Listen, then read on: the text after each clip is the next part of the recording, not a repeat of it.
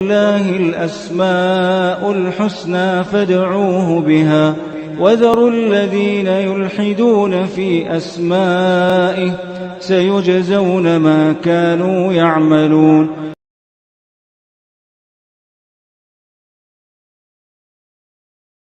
بسم اللہ الرحمن الرحیم الحمد للہ رب العالمین وبہ نستعین وصلی اللہ وسلم علی سید الانبیاء والمرسلین وعلی آلہ واصحابہ اجمعین ومن تبعہم بإحسان الی یوم الدین اما بعد.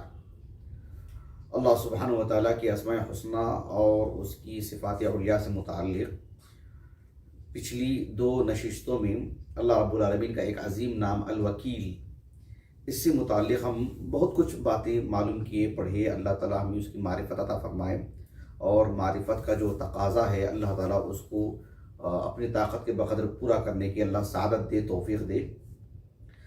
آج کی اس نشست میں اللہ رب العالمین کا یہ جو عظیم نام ہے الوکیل، اس سے متعلق میں 3 باتیں آپ کے سامنے رکھوں گا انشاءاللہ، اور یہ ایک آخری درس رہے گا اس موضوع سے متعلق ہماری معلومات کے مطابق. پہلی بات یہ ہے کہ اللہ سبحانہ وتعالیٰ کی ذات ہی پر مکمل بھروسہ ہونا چاہیے. جب ہم نے اللہ رب العالمین سے متعلق یہ معلوم کر لیا کہ اللہ تعالیٰ الوکیل ہے، تو اللہ سبحانہ وتعالیٰ ہی کو اصل کے اعتبار سے وکیل بنانا چاہیے. اللہ رب العالمین ہی وکیل ہیں. اللہ سبحانہ وتعالیٰ ہی کے ذمے اپنے پورے کام سونپنے چاہیے. مکمل بھروسہ، مکمل اعتماد اللہ پر ہی ہونا چاہیے. اصل جو اعتماد ہے اللہ تعالیٰ نے جیسے کہ سورۃ الاسراء کے بالکل آغاز میں کہا اللہ تتخذونی من دونی وکیلا، کہ تم میرے علاوہ کسی کو وکیل مت بناؤ. یہ اللہ رب العالمین کا یعنی حکم ہے، جیسے کہ میرے علاوہ کسی کو معبود مت اختیار کرو، اللہ کے میرے علاوہ کسی کی عبادت مت کرو. لا تتخذوا الہین اثنین، 2 معبود مت بناؤ. میرے علاوہ کوئی معبود نہیں، لا الہ الا انا، میرے علاوہ کوئی معبود نہیں. جس رب العالمین نے کہا ویسے یہی بات بھی اللہ ہی الوکیل ہے، اللہ ہی الرزاق ہے، اللہ ہی مالک الملک ہے، اللہ رب العالمین ہی الحی ہے، اللہ رب العالمین القیوم ہے، اللہ ہی الخالق ہے. ویسے ہی اللہ تعالیٰ ہی الوکیل ہیں. اللہ ہی پر مکمل اور اصل کے اعتبار سے سارے معاملات اللہ ہی کے سپرد ہونے چاہیے. انسان کو اللہ سبحانہ وتعالیٰ عقل عطا فرمائے ہیں، بول چال بول کی قوت عطا فرمائے ہیں انسان کو. دیکھنے کی قوت تو جانوروں میں بھی ہے انسان کو، لیکن بولنے کی ایک زائد قوت اللہ نے انسان کو عطا کی ہے جو جانوروں سے ممتاز کرتی ہے. چلنے پھرنے کی طاقت ہے انسان کو، پکڑنے کی طاقت ہے، سننے کی طاقت ہے، سمجھنے کی قوت ہے. انسان اپنی بات کسی کے سامنے رکھ کر کے اسے اپنے مسئلے کو سمجھا سکتا ہے. یہ بھی ایک وسیلہ ہے انسان کی، یہ بھی ایک طاقت ہے. انسان کے پاس منصب ہے، کسی کے پاس بہت بڑا، کسی کے پاس کچھ، کسی کے پاس کچھ. انسان کے پاس مال ہے، انسان کے پاس افراد ہیں، افراد خانہ ہیں، اس کے گھر کے افراد ہیں، اس کے دوست و احباب ہیں، یا پھر عام افراد سے بھی وہ مدد لیتا ہے. انسان کے پاس ایسی بہت ساری طاقتیں ہیں. ان طاقتوں کا نشہ ایسا نہیں ہونا چاہیے کہ وہ مسبب الاسباب کو بھول جائے، اللہ سبحانہ وتعالیٰ پر اس کا بھروسہ نہ ہو. انسان اپنے لیے کسی کو وکیل بناتا ہے، انسان کسی ڈاکٹر پر بھروسہ کرتا ہے، انسان کسی معلم پر بھروسہ کرتا ہے، انسان کسی ڈرائیور پر بھروسہ کرتا ہے، سب کچھ. لیکن اصل معاملہ ہے اللہ رب العالمین الوکیل. اس کے علاوہ جتنی طاقتیں جو اللہ نے ظاہری اعتبار سے رکھی ہیں، یہ سب ایک سبب کے تحت ہیں، یہ سب ایک معاون چیزیں ہیں، اصل نہیں ہیں. دوائی بہت اہم ہے لیکن اصل نہیں، اصل اللہ رب العالمین کی ذات مبارکہ ہے. تو ایسے میں یہ میں آپ کو بتانا چاہ رہا ہوں کہ مکمل بھروسہ اللہ رب العالمین پر. انسان اسباب بہت اختیار کرتا ہے اپنی صحت کے لیے، اپنے نیک بننے کے لیے بھی، جنت کے حصول کے لیے بھی. جیسے کسی کی صحبت اختیار کرتا ہے وہ ایک سبب ہے، لیکن اصل معاملہ کیا ہے؟ وہ اللہ سبحانہ وتعالیٰ کی ذات. ایک حدیث مبارکہ ہے جسے امام ابو داؤد السجستانی رحمہ اللہ اپنی سنن کی جو کتاب الادب ہے، بہت پھیلی ہوئی کتاب ہے کتاب الادب، پھر اس کی بھی اجزاء ہیں. تو اس میں صبح شام کی دعاؤں کا جو جز ہے، باب ما یقول اذا اصبح، باب قائم کیا امام ابو داؤد رحمہ اللہ نے. اور ایک حدیث مبارکہ لائے ہیں عبد الرحمن ابن ابی بکرہ سے. عبد الرحمن ابن ابی بکرہ یہ یعنی تابعی ہیں، بلکہ کبار تابعین میں سے. کتب ستہ کی سبھی کتابوں میں آپ کی مرویات ہیں. 14 ہجری سن ولادت ہے آپ کا. لگ بھگ سعید بن مسیب رحمہ اللہ کے ہم عمر ہیں ولادت کے اعتبار سے بھی، وفات کے اعتبار سے بھی. 96 ہجری سن وفات ہے ان کا. سعید بن مسیب رحمہ اللہ کے تقریباً 3 سال بعد آپ کی وفات ہوئی ہے. کبار تابعین میں سے ہیں، اپنے والد سے بکثرت انہوں نے روایت لی ہیں، بکثرت پڑھا ہے اپنے والد سے۔ ان کے جو والد محترم ہیں صحابی رسول جو کنیت سے مشہور ہیں ابو بکرہ، نام تھا نفیع ابن حارث۔ ابو بکرہ کیوں ان کی کنیت پڑی، اس کی ایک توجہ ہے، اس کی ایک وجہ ہے، میں فی الحال اس کو بتا نہیں سکتا ہوں، مسئلے کو سمجھانا چاہتا ہوں میں آپ کو۔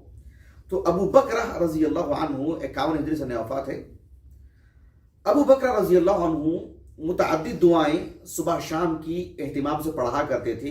ان کے فرزند نے پوچھا کہ آپ صبح شام کی یہ اور یہ اور یہ دعا پڑھتے ہیں، کیا ہے ایسی خاص بات؟ تو کہا کہ میں نے اللہ کے رسول سے ایسے سنا ہے، اس وجہ سے میں بھی اہتمام کرتا ہوں۔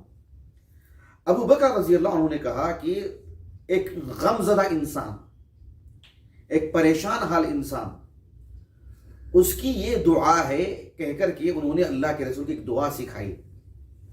کہا کہ آپ علیہ السلام میں دعا کیا کرتے تھے کہ اللہم رحمتک ارجو، اے اللہ میں تیری رحمت سے امید لگائے رکھا، یعنی تیری رحمتوں سے مجھے غیر معمولی امید ہے، میرے ایمان، میرے علم، میری صحت، میری معیشت، میرے دیگر امور اور پھر میری نجات، یہ سب چیزیں تیری رحمت پر منحصر ہیں اور مجھے اس پر قوی امید ہے کہ تیری رحمت مجھے ہر پہلو سے گھیری ہوئی ہوگی۔ فلا تکلنی الی نفسی طرفۃ عین، یعنی پلک جھپکنا کتنا وقت لگتا ہے؟ مطلب 1 سیکنڈ بھی نہیں لگتا ہے پلک جھپکنے میں، تو اتنی فرصت بھی، اتنے وقت بھی مجھے میری شخصیت کو بحیثیت میں ایک شخص، میری شخصیت، میرا نفس، میرا دل، میرا میلان ایسا نہ ہو کہ پلک جھپکنے کے برابر بھی میں خود پر بھروسہ کرتا رہوں، ایسا نہ ہو، بلکہ میری کل زندگی تیرے سپرد کرتا ہوں، میری زندگی کو تو میرے ذمہ مت کر۔ فلا تکلنی الی نفسی طرفۃ عین، میرے خیالات، میری آنکھ ناک، میری سوچ و بچار، میرا کردار، میری چال چلن، یعنی میری زندگی کا کوئی بھی معاملہ ہو وہ پلک جھپکنے کے برابر بھی، سبحان اللہ کس قدر گہرا جملہ ہے دیکھیے، اتنی مدت بھی میرے نفس کے حوالے مت کر میری اپنی زندگی کی ذمہ داری کو تو اپنے پاس رکھ، تو ہی میری حفاظت فرما، پلک جھپکنے کے برابر بھی۔ ایک انسان کا جو باڈی گارڈ ہوتا ہے اس پر کتنا دار و مدار ہوتا ہے اس کا۔ آپ دیکھو دنیا کے جو بڑے لوگ ہیں، چاہے وہ سیاست دان ہوں، چاہے وہ کھیل کود کے لوگ ہوں، چاہے وہ فلمی دنیا کے لوگ ہوں، چاہے وہ عام اثر و رسوخ اور ثروت والے لوگ ہوں، مال والے لوگ ہوں، مالدار لوگ ہوں، بہت بڑے لوگوں کی بات کر رہا ہوں، ان کا اپنا ایک محافظ ہوتا ہے، باڈی گارڈ ہوتا ہے ان کا۔ ان پر وہ جو سالانہ یا ماہانہ جو پیسہ خرچ کرتے ہیں اس سے 5 گھرانے چل جاتے ہیں، صرف اس ایک فرد پر جو خرچ کرتے ہیں۔ اس کے باوجود بھی ان کے دلوں میں ایک کھٹک فطری چیز ہے، وہ بھی تو ایک انسان ہی ہے۔ یہ اللہ سبحانہ و تعالیٰ لہو مقالید السماوات والارض، آسمان و زمین کی چابیاں اللہ کے ہاتھ میں ہیں، موت اور حیات اللہ کے ہاتھ میں ہیں، بارش کا موسم اور جو ہے برسات کا موسم ہو، سردی کا موسم ہو، گرمی کا موسم ہو، زراعت اور کھیتی باڑی ہو، انسان کی معیشت ہو، اس کی صحت ہو، سفر حضر ہو، کیا کچھ حالات ہیں سب اللہ رب العالمین کے ہاتھ میں ہیں۔ ایسے میں اللہ سبحانہ و تعالیٰ کے ذمہ انسان اپنی پوری زندگی رکھ دے رہا ہے، توکیل کر رہا ہے وہ کہ اے اللہ فلا تکلنی الی نفسی طرفۃ عین، پلک جھپکنے کے برابر میرا نفس میرے ذمہ میں نہ ہو، وہ تیرے ہی ذمہ رہے۔ کتنی عظیم دعا ہے سبحان اللہ۔ اگر بندہ شعور کے ساتھ دعا کرے گا تو کتنی فرحت کے ساتھ زندگی گزارے گا، کتنا مطمئنہ ہو کر کے زندگی گزارے گا، اور اس کے نفس میں کتنی طمانینت ملے گی۔ وَأَصْلِحْ لِي شَأْنِي كُلَّهُ، میری زندگی کے سبھی امور، یسألہ من فی السماوات والارض کل یوم هو فی شأن، پل پل لمحہ لمحہ اللہ سبحانہ و تعالیٰ کسی بندے کے حق میں کچھ نہ کچھ کر رہے ہیں رب العالمین، کوئی نہ کوئی معاملہ۔ تو یہ کہ میرے سارے معاملات کی اے اللہ تو درست فرما، لا الہ الا انت، اس لیے کہ تیرے علاوہ کوئی معبود نہیں ہے، اس لیے کہ ربوبیت کا تقاضا یعنی الوہیت کا جو ہے نا، ربوبیت کا نتیجہ ہی الوہیت ہے۔ اللہ کو رب ماننے کا نتیجہ یہ ہے کہ آپ اللہ کو الہ مانیں۔ جب سارے معاملات اللہ کے انجام دیتے ہیں تو لا الہ الا انت، تیرے علاوہ کوئی سچا معبود نہیں۔ اس حدیث مبارکہ پر حسن الاسناد کہا ہے شیخ البانی رحمہ اللہ نے۔ تو یہ ایک بنیادی بات تھی میرے اس نشست سے متعلق. دوسری بات آج کی اس نشست سے متعلق وہ یہ ہے کہ اللہ سبحانہ و تعالیٰ کو الوکیل ماننا، اللہ پر اعتماد اور اللہ پر کامل بھروسہ کرنا، اس کا قطعاً یہ مطلب نہیں ہے کہ آدمی ذاتی طور پر خود محنت نہ کرے، یا یہ آدمی کسی چیز پر بھروسہ کرتا ہے، کسی انسان پر، مال پر، منصب پر، دیگر وسائل پر اگر آدمی بھروسہ کرتا ہے، اس کا یہ مطلب نہیں ہے کہ وہ اللہ رب العالمین پر توکل نہیں کر رہا ہے. بالکل نہیں، بلکہ اللہ پر توکل اسی وقت مانا جائے گا شرعی اعتبار سے جب وہ اسباب اختیار کرے گا. یہ اور بات ہے کہ اسباب کو وہ اصل نہ مانے، اسباب کو اصل نہ مانے، لیکن اسباب اختیار کرنا اس پر واجب ہے، ضروری ہے جہاں تک وہ کر سکتا ہے. وہ اسباب اختیار کرنے کا معنی ہی یہی ہے کہ آپ اللہ پر بھروسہ کر رہے ہیں. دونوں چیزوں لازم و ملزوم. قطعاً یہ نہیں ہونا چاہیے کہ آدمی گھر میں بیٹھا رہے کہ جو ہے مطلب مجھے روزی روٹی آ جائے گی. آدمی بھاگ دوڑ کرے، وہ کرنے کا مطلب ہی کہ اللہ پر بھروسہ ہے آپ کو. آپ محنت کریں، بھاگ دوڑ کریں اور اللہ سبحانہ و تعالیٰ کے حوالے کریں معاملے کو. اس کا معنی ہوتا ہے التوکل علی اللہ. دیکھو ایک حدیث آتی ہے جسے امام ابو عیسیٰ ترمذی رحمہ اللہ اپنی سنن کی ابواب صفت القیامہ اس میں اس حدیث مبارکہ کو لائیں. وہ جو حدیث مبارکہ ہے امام ابو عیسیٰ ترمذی رحمہ اللہ اپنے استاد عمرو بن علی الفلاس، معروف محدث، علل پر ان کی کتاب ہی ہے ہمارے پاس. تو وہ اپنے استاد یحییٰ بن سعید القطان سے امام فی الجرح والتعدیل، لیکن انہوں نے جن سے روایت لائے ہیں ان کا نام ہے المغیرہ بن ابی قرہ السدوسی. ابن حجر رحمہ اللہ نے انہیں مستور کہا ہے. اسی بنیاد پر یحییٰ بن سعید القطان رحمہ اللہ نے اس حدیث کو، اس روایت کو کہا کہ ھذا عندی منکر. ان کا وہ حکم بھی امام ابو عیسیٰ ترمذی رحمہ اللہ نے حدیث کو نقل کرنے کے بعد لکھا ہے، وہ آپ کا عام انداز ہے. اور وہ انس بن مالک سے روایت کرتے ہیں رضی اللہ عنہ. یہ صغار تابعین میں سے ہیں. کون؟ المغیرہ بن ابی قرہ السدوسی. انس بن مالک رضی اللہ عنہ کہتے ہیں کہ اللہ کے رسول صلی اللہ علیہ وسلم کے پاس ایک شخص آئے، ایک اعرابی. وہ شخص آئے اور آ کر کے اللہ کے رسول صلی اللہ علیہ وسلم سے کہا کہ اللہ کے رسول میں کیا کروں بتائیے، یہ میری اونٹنی ہے، میرا معاملہ کیا ہونا چاہیے؟ اعقلها واتوکل او اوکلها او یعنی اطلقها واتوکل. اس اونٹنی کو میں پہلے باندھ دوں ایک جگہ پر، پھر اللہ پر بھروسہ کروں، او اطلقها یا میں اسے چھوڑ دوں اس کی حالت پر اور میں اللہ پر بھروسہ کروں. کیا کروں میں؟ میرا معاملہ کیا ہونا چاہیے؟ اللہ کے رسول علیہ الصلوۃ والسلام نے اس سلسلے میں فرمایا کہ بات ایسی ہے کہ آپ کو پہلے اعقلها وتوکل، آپ پہلے باندھیں پھر اللہ پر بھروسہ کریں. شیخ محمد ناصر الدین البانی رحمہ اللہ نے اس حدیث کو حسن لغیرہ کہے ہیں، حسن لغیرہ، اس لیے کہ اس حدیث کے دیگر شواہد کی بنیاد پر امام ابو عیسیٰ ترمذی رحمہ اللہ نے بھی اس کا ایک شاہد ذکر کی ہے. اسی بنیاد پر شیخ البانی رحمہ اللہ نے اس حدیث کو حسن لغیرہ کہے ہیں. اس لیے کہ حدیث کی صحت ہو تبھی تو ہم بطور استدلال اس کو پیش کر سکتے نا. تو اللہ کے رسول نے کہا کہ جو ہے مطلب پہلے آپ باندھیں اونٹنی کو اعقلها، پھر آپ اللہ پر بھروسہ کریں. آپ اسے مطلق چھوڑ دیں، کہیں بھی چلی جائے اور بولے کہ مجھے اللہ پر بھروسہ ہے، میری اونٹی مجھے ملے گی. یہ اللہ پر بھروسے کا معنی نہیں ہے. سبحان اللہ، شریعت کی محاسن دیکھیں آپ. شریعت سبحان اللہ آدمی کو کتنا مطلب باخبر رکھتی ہے، کتنا محنتی بناتی ہے اور کتنا صحیح تصور دیتا ہے اسلام. اللہ اکبر کبیرہ. یہ اسلام کی خصوصیات ہیں. تو یہ بہت ضروری ہے کہ ایک شخص کا محنت کرنا چاہیے، اسباب اختیار کرنے چاہیے، لیکن کلی طور پر بھروسہ اللہ پر ہونا چاہیے، پھر معاملات اللہ کے حوالے کرنے چاہیے. یہ معنی ہوتا ہے توکل اللہ.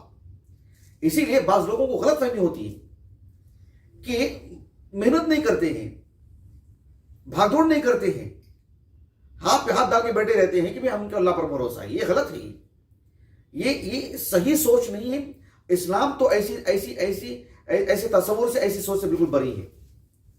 اسی لیے ہم دیکھتے ہیں کہ صحیح بخاری کی جو کتاب الحج ہے نا، اس میں عبداللہ بن عباس رضی اللہ عنہما سے ایک حدیث ملتی ہے کہ یمن سے کچھ لوگ حج کے لیے آئے تھے. الفاظ ایسے ہیں کہ کان اہل الیمن یحجون ولا یتزودون، یمن سے حج کرنے کے لیے آتے تھے لیکن زیادہ راہ نہیں لاتے تھے ساتھ میں. جیسے ایک آدمی یہاں بنگلور سے، دنیا بھر سے کہیں سے بھی ہو، بنگلور جو میں یہاں رہتا ہوں تو میں بتا رہا ہوں کیا کیا کرنا پڑے گا اس کو یہاں سے مکہ جانے کے لیے جو ٹکٹ کا جو پیسہ ہوتا ہے اسے وہ ادا کرنا چاہیے.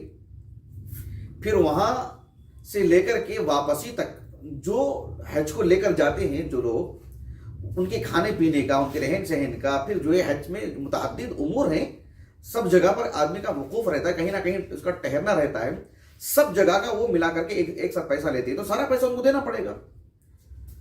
پھر وہ جو ہے اپنے گھر والوں کو بھی دینا پڑے گا کہ اتنے دن وہ گھر سے غائب رہے گا تو گھر والوں کے لیے کیا ہوگا معاملہ. یعنی سب اسباب اختیار کرنے چاہیے، پھر حج کے لیے جانا چاہیے نا. لیکن وہ حج کے لیے آتے تھے ولا یتزودون، خالی ہاتھ آتے تھے. اور کہتے کیا تھے وہ؟ سوء فہم، دیکھو ان کی غلط فہمی، اور یہ سمجھتے تھے خود کو نحن المتوکلون، ہم تو اللہ پر بھروسہ کرنے والے لوگ ہیں. فَإِذَا قَدِمُوا مَكَّةَ، جب وہ مکے کو آتے، سَأَلُوا النَّاسَ، لوگوں سے پوچھتے کہ بھئی دوپہر کا ہم کو کھانا کھلا دو، رات کا کھانا کھلا دو، ذرا کچھ یہ دے دو، ذرا وہ دے دو. یہ چیز اللہ رب العالمین نے آیت کریمہ نازل فرمائی قرآن مجید میں، وَتَزَوَّدُوا فَإِنَّ خَيْرَ الزَّادِ التَّقْوَىٰ، کہ تم زیادہ راہ بھی لے کر کے نکلو. اصیل کیا ہے؟ وہ تو تمہارا دلوں کا تقویٰ ہے. لیکن یہ جو سبب ہے تزود، زیادہ راہ لے کر کے جانا، وہ بھی ضروری ہے. یعنی اللہ پر بھروسہ، اللہ پر کامل درجے کا جو بھروسہ ہونا چاہیے وہ دو جملوں میں بیان کر دیا گیا، دو کلمات میں. ایک یہ کہ تمہارے پاس زیادہ راہ بھی ہونی چاہیے، پھر حقیقی معنوں میں اللہ پر آپ بھروسہ کریں، پھر تقویٰ اختیار کریں. یہ تقویٰ نہیں ہے کہ آپ خالی ہاتھ نکلیں کہ کیا تقویٰ ہے، کیا توکل ہے اللہ پر. آپ کے پاس اسباب اختیار کرنے کے لیے بھی کچھ نہیں ہے تو تب الگ بات ہے. آپ اسباب یعنی سبحان اللہ، 3 لوگ غار میں پھنس گئے تھے، انہوں نے بھی تو اپنے ایک عمل کو جو ایک جائز وسیلہ تھا اسے اختیار کیا نا. انہوں نے ایسے تو نہیں کہا کہ اللہ پر ہمارا بھروسہ وہ چٹان ہٹ جائے گی. انہوں نے ایک سبب اختیار کیا، اپنے عمل کو پیش کیا اللہ کے حضور. صحیح بخاری کی جو حدیث ہے، بات واضح ہوگی میرے آپ کو. یہ چیز اس دنیا میں امام المتوکلین کون ہے؟ کون ہے امام المتوکلین؟ اللہ کے رسول صلی اللہ علیہ وسلم. صحیح بخاری کی کتاب النفقات اٹھا کر کے دیکھیے، اللہ کے رسول صلی اللہ علیہ وسلم سال کا اناج گھر میں رکھتے تھے. یہ اور بات ہے کہ گولڈن بہت بڑا نہیں تھا، ایسا نہیں کہ جو ہے مطلب بہت کچھ لا کے رکھ لے رہے ہیں، لیکن اپنی ساری بیویوں کے لیے ایک کچھ نہ کچھ ذخیرہ کر کے رکھتے تھے آپ علیہ السلام. اس گولڈن میں کچھ نہ کچھ، گولڈن سے مراد کوئی الگ سے بنا ہوا نہیں تھا، ہر گھر میں کچھ ام المؤمنین عائشہ کے لیے، ام المؤمنین سودا کے لیے، اور فلاں کے لیے فلاں کے لیے. آپ صلی اللہ علیہ وسلم نے سال کا بالکل اواخر میں سالانہ ذخیرہ اندوزی کر کے رکھتے تھے آپ صلی اللہ علیہ وسلم، کھجور وغیرہ. امام المتوکلین کی بات ہے، کل کا کل دیکھیں گے، ایسا نہیں. 1 سال کا بتا رہا ہوں میں آپ کو، مہینے کا بھی نہیں، 1 سال کا. آپ علیہ السلام کے غزوات اٹھا کر یہ دیکھیے. آپ ایک مثال دیتا ہوں میں آپ کو وقت کی قلت کی وجہ سے، غزوہ خندق کے لیے کتنا سبحان اللہ اللہ پر بھروسہ نہیں تھا امام المتوکلین.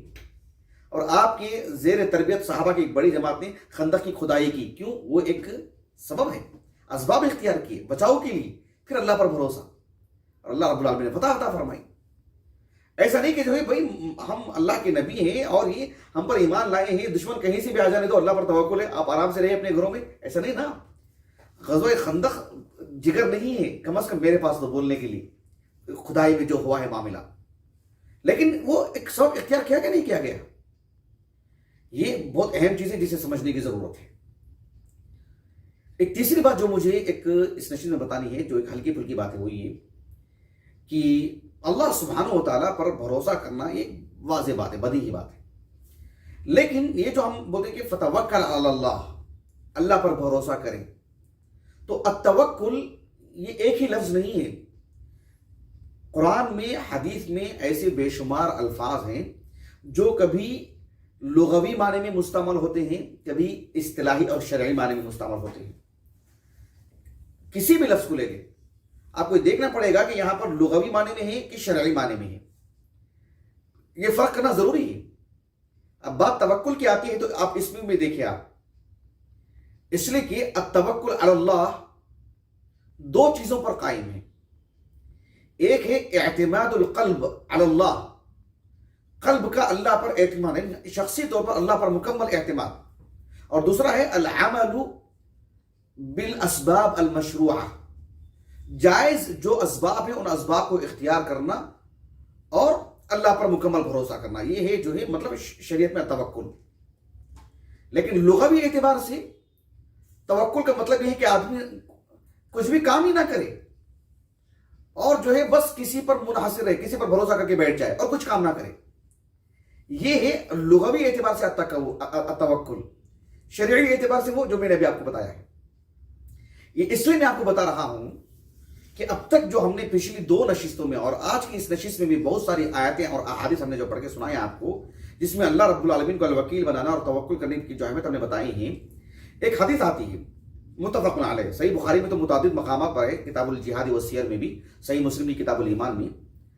معاذ بن جبل رضی اللہ عنہ کہتے ہیں کہ میں اللہ کے رسول صلی اللہ علیہ وسلم کے ساتھ گدھے پر پیچھے ردیف بن کر بیٹھا ہوا تھا. آپ صلی اللہ علیہ وسلم سامنے، پیچھے میں ایک گدھے پر. اور جو اللہ کے رسول کی ملکیت میں جو گدھا تھا اس گدھے کا نام تھا عفیر. اس وقت کی سواری تھی وہ عام سواری تھی دنیا بھر کی اس وقت کی وہ. تو آپ علیہ السلام نے خطاب کرتے ہوئے کہا کہ یا معاذ بن جبل کو رضی اللہ عنہ، آپ صلی اللہ علیہ وسلم نے کہا کہ کیا تم جانتے ہو هل تدری حق اللہ علی العباد وما حق العباد علی اللہ، بندوں کا اللہ پر کیا حق ہے اور اللہ پر بندوں کا کیا حق ہے، آپ کو پتا ہے؟ معاذ بن جبل نے کہا کہ اللہ ورسولہ اعلم. آپ علیہ السلام نے کہا کہ فإن حق اللہ علی العباد ان يعبدوه ولا يشركوا به شيئا، بندوں کا اللہ پر حق یہ ہے کہ وہ اللہ ہی کی عبادت کریں اور اللہ کی عبادت میں کسی کو شریک نہ کریں. وحق العباد علی اللہ الا يعذب من لا يشرك به شيئا، اور اللہ کا بندوں پر یہ حق ہے کہ بندوں پر اللہ کا حق یہ ہے کہ جو ہے اللہ سبحانہ و تعالیٰ انہیں اس آدمی کو عذاب نہ دے جو آدمی کے اللہ کی عبادت میں کسی کو شریک ہی نہیں کیا ہے، اسے سزا نہ دے. یہ ان کا حق ہے، یہ ان کا حق ہے.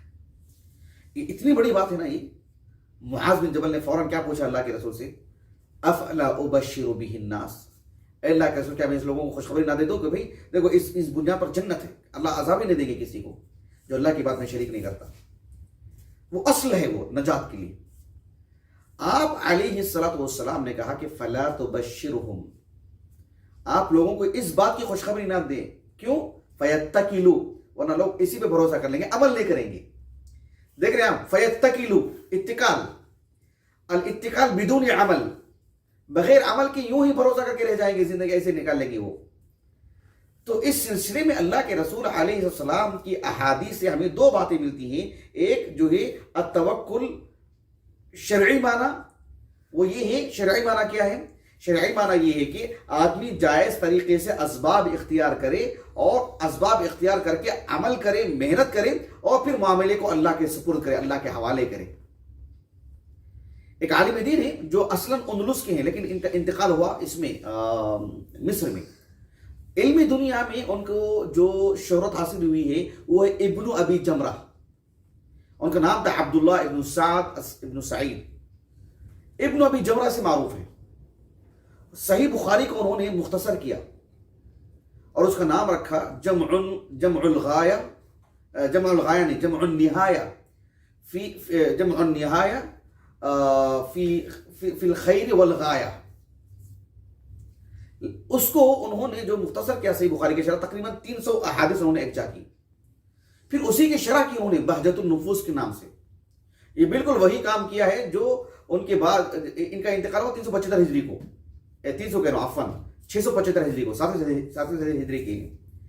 آپ ہی کے ایک معاصر، وہ بھی اندلسی کے ہیں، قرطبہ کے ابو العباس القرطبی رحمہ اللہ، انہوں نے بھی سب سے پہلے صحیح مسلم کو مختصر کیا اور پھر اس کی انہوں نے شرح کیا المفہم لما اشکل فی تلخیص کتاب مسلم. تو یہ جو بہجت النفوس ہے ابن حجر رحمہ اللہ نے خاصا استفادہ کیا اس کتاب سے. آپ نے اس حدیث کی شرح میں لکھا جو حدیث معاذ بن جبل ہے، کہا کہ آپ علیہ السلام نے اتنی عظیم چیز سے معاذ بن جبل کو کیوں روکا کہ فلا تبشرہم، اس لیے روکا کہ التوکل جو شرعی معنی میں ہے وہاں وہ معنی میں نہیں ہے. شرعی معنی میں نہیں. شرعی معنی میں کیا ہے؟ شرعی معنی میں یہ ہے کہ التوکل علی اللہ والاعتماد علیہ والتفویض الیہ. اللہ سبحانہ و تعالیٰ پر مکمل بھروسہ کرنا، اللہ پر مکمل اعتماد کرنا، اللہ کے ذمے اپنے معاملے کو کر دینا. کب ہم؟ بعد الامتثال بأوامر اللہ.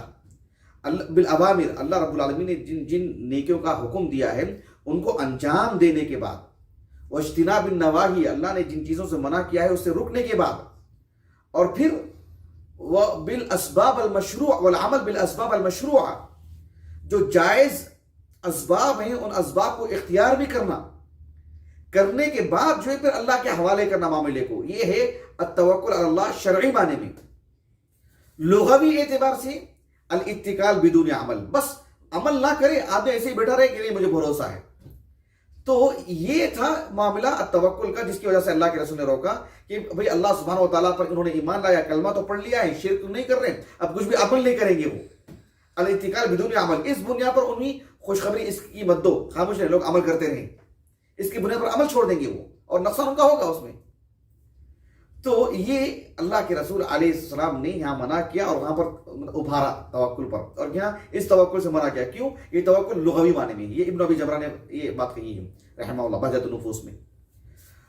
دکتر سعید ابن علی ابن وہب القحطانی رحمہ اللہ کی جو فقہ الدعوہ فی صحیح امام البخاری ہے، اس نقطے سے متعلق تو آپ نے بہت جگہوں پر پھیلا کے لکھا ہے. ان کی کتاب ایک طالب علم کو ہمیشہ سامنے رکھنا چاہیے، بہت مفید کتاب ہے. بہرحال الوکیل سے متعلق یہ باتیں تھیں. میں اپنی بات کو ختم کرتا ہوں اللہ تعالیٰ سے دعا کرتے ہوئے کہ اللہ تعالیٰ ہمیں اس کی معرفت عطا فرمائے. اللہ نے ہمیں جو پیدا کیا ہے، پیدا کرنے کا جو مقصد ہے اللہ تعالیٰ کی معرفت، اللہ سبحانہ و تعالیٰ سے واقف ہونا، اس کے اسماء حسنہ سے، اس کی صفات سے، اس کی الوہیت کو جاننا، اس پر عمل کرنا. اور اللہ سبحانہ و تعالیٰ نے ان عظیم امور کے لیے انبیاء کا جو سلسلہ اللہ نے رکھا، آپ علیہ السلام کی تعلیمات کی روشنی میں اللہ تعالیٰ کی معرفت اللہ تعالیٰ ہمیں عطا فرمائے، اور اللہ تعالیٰ اسی پر ہمارا خاتمہ کرے. اللہ تعالیٰ ہماری اس نشست کو ہمارے اساتذہ، ہمارے والدین، ہمارے کل معاونین، ہمارے مشاہدین اور ہمارے اہل خانہ کے لیے ہمارے لیے ذخیرہ آخرت بنائے، اور ہمارے خاص معاون عمرو بن الیاس کو اللہ تعالیٰ اجر عظیم سے نوازے. سبحانک اللہم و بحمدک، اشہد ان لا الہ الا انت، استغفرک و اتوب الیک.